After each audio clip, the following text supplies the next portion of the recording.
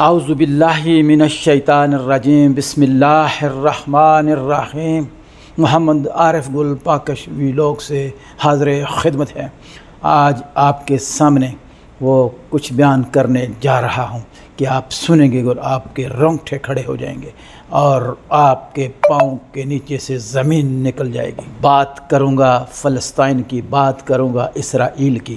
اسرائیل کے پہلے وزیر اعظم جن کا نام ڈیوڈ بن گوریون ہے، ان کے ان تاریخی کلمات پر غور کرنا اور سوچنا کہ وہ شخص مسلمان، ایک دن وہ جلدی سے گھر سے نکلتا ہے، اس کی بیٹی سامنے دیکھ رہی ہوتی ہے، کہتی ہے بابا کدھر جانا ہوگا؟ تو اس کا بابا جواب دیتا ہے بیٹا آفس کے کام کے سلسلے میں آفس جا رہا ہوں۔ بیٹی کہتی ہے بابا آج دعا کا دن ہے، آج ہم سب مل کر دعا کریں گے۔ وہ بولتا ہے اپنی بیٹی کو، کیا کہتا ہے؟ بیٹا اگر دعاؤں سے کام چلتا تو بیٹا مسلمان کم دعائیں کرتے ہیں؟ مسلمان مکہ مکرمہ میں ہر سال، ہر دن، ہر وقت کتنی دعائیں کرتے ہیں، اور پھر مسلمان یہاں اپنے ہاں کتنی دعائیں کرتے ہیں، مدینہ میں کتنی دعائیں کرتے ہیں۔ اوور آل 1 ارب 80 کروڑ کے قریب مسلمان ڈیلی کتنی دعائیں کرتے ہیں۔ اگر دعاؤں سے کام چلتا تو پھر مسلمانوں کو جنگیں نہ کرنی پڑتی۔ ڈیوڈ بن گوریون اپنی بیٹی کو مخاطب ہو کے کہتا ہے کہ بیٹا اگر دعاؤں سے کام چلتا تو مسلمانوں نے جتنی دعائیں ہمارے ملک اسرائیل کے خلاف کی ہیں، آج ہم دنیا میں نہ ہوتے، ہمارا ملک تباہ و برباد ہو چکا ہوتا، آج ہم یہاں پہ ڈٹ کے نہ کھڑے ہوتے۔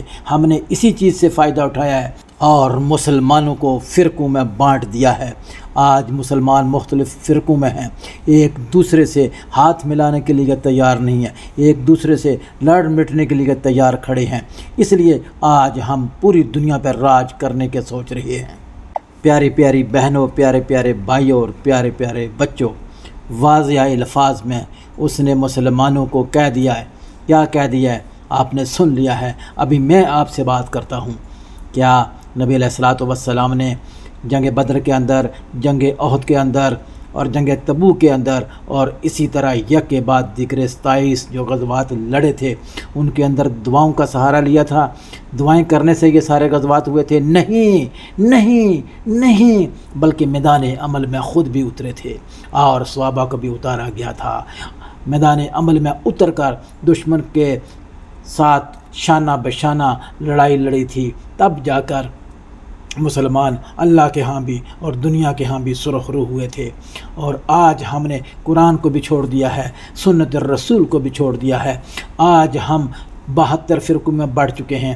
آج ہم دعاؤں کا سہارا لے رہے ہیں، آج ہم پیروں فقیروں کا سہارا لے رہے ہیں، آج پتہ نہیں ہم کیا کچھ کر رہے ہیں۔ لیکن پوری دنیا کے اندر آج اگر ذلیل و خوار ہو رہے ہیں، میں اور آپ ہو رہے ہیں، کلمہ گو لا الہ الا اللہ محمد الرسول اللہ، جس طریقہ سے یہ پچھلے 20-22 روز سے فلسطین کے ساتھ ہو رہا ہے، اور تمام مسلمان ہاتھ پہ ہاتھ دھرے کھڑے ہیں، اور صرف وہی نوجوان، وہی کردار جنہوں نے رسول اللہ صلی اللہ علیہ وسلم کو فالو کیا، وہ آج میدان عمل میں ہیں، اور تقریباً 80 لاکھ والے ملک کو جو دنیا کی ٹیکنالوجی سے لیس ہے، اس کو آج انہوں نے ان کی آنکھوں میں آنکھیں ڈال کے بات کر رہے ہیں، ان کو وہ سبق سکھانا چاہ رہے ہیں جو کہ ان کو آج سے تقریباً 100 سال، 200 سال، 50 سال پہلے سکھانا چاہیے تھا۔